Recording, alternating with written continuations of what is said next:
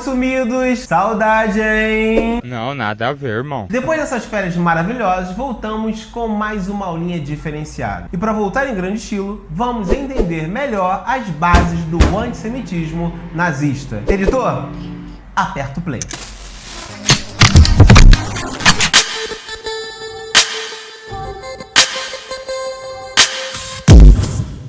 Como vocês sabem, o antissemitismo consistiu em uma das principais características do nazismo. Para agradar os radicais, Hitler cria as Leis de Nuremberg em setembro de 1935, conhecida como a Lei da Cidadania do Reich. Era uma legislação antissemita que restringia a participação dos judeus na vida pública alemã, privando-os dos seus direitos cívicos e políticos. Durante toda a vigência do Terceiro Reich, foram 1.448 medidas legais contra os judeus. Essas leis transformaram os judeus em párias, ou seja, em excluídos sociais. Os judeus não eram considerados cidadãos, estavam restritos ao acesso à educação, proibidos de andar nas vias públicas, proibidos de possuírem automóveis, não podiam comer determinados alimentos, estavam obrigados a usarem um cartão de identificação, deveriam usar braçadeiras com estrela de Davi, estavam excluídos de cinemas, teatros, parques, praias, não podiam se casar e muito menos ter relações sexuais com arianos.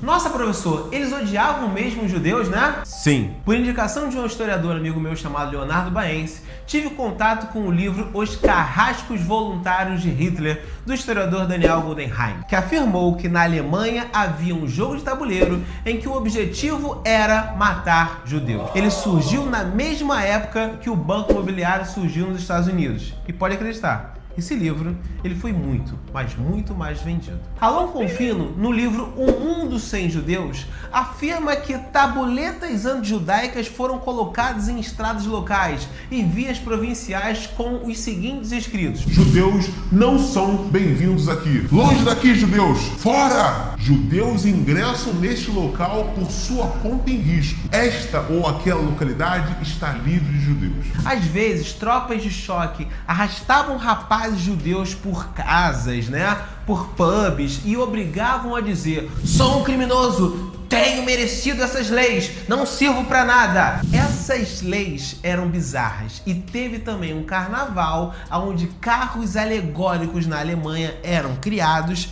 e no meio do desfile esses carros pegavam fogo. Meu Deus do céu, Berg! É um indício do que estava por vir.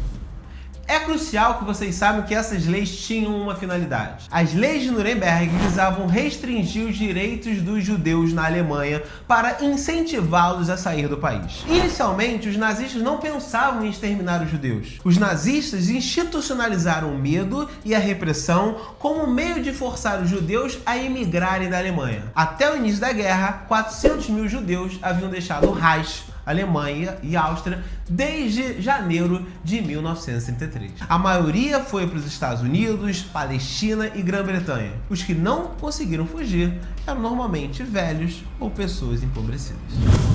As leis de Nuremberg foram sendo intensificadas para agradar os radicais do partido e para servir também como cortina de fumaça para outros problemas que a Alemanha passava. Segundo Ian Kershaw, no outono de 1935, a raiva, especialmente da classe trabalhadora, estava aumentando por causa da escassez de alimentos, por causa do aumento dos preços da comida e por causa do recrudescimento do desemprego. Essas leis tiravam o foco dos problemas do governo e colocavam os judeus como os grandes responsáveis. Assim, evitava críticas ao Führer. Como eu disse, essas leis eram um indício do que estava por vir para os judeus. O germe de um futuro genocídio, por mais vago que fosse na sua concepção, estava tomando forma. Entretanto, orgias de vingança cheia de violência contra os judeus e inimigos políticos nazistas já estavam ocorrendo há muito tempo.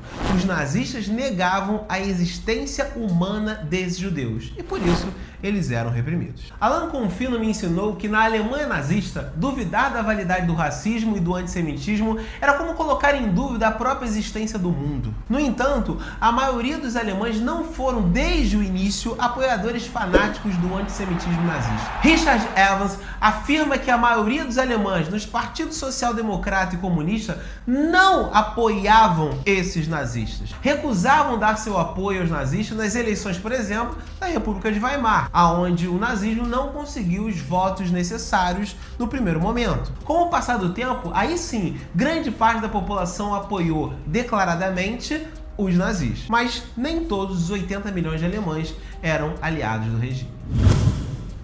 É importante que vocês saibam que isso que eu acabei de explicar para vocês não é um holocausto. Esse terrível genocídio só terá início em 1942. Aí você deve estar se perguntando por que Hitler não aniquilou os judeus logo em 1933, quando ele chegou ao poder. Segundo Kerschel, inicialmente o Führer, para manter as aparências, ele precisava fazer isso, pois ainda não possuía um poderoso exército em suas mãos. Tinha de proibir ações individuais contra os judeus em consideração à sua política externa. Hitler precisava de uma imagem respeitável no exterior para negociar com os líderes de outros países. Hitler podia se dar ao luxo de esperar um momento propício para ele poder tratar e aí sim aniquilar os judeus.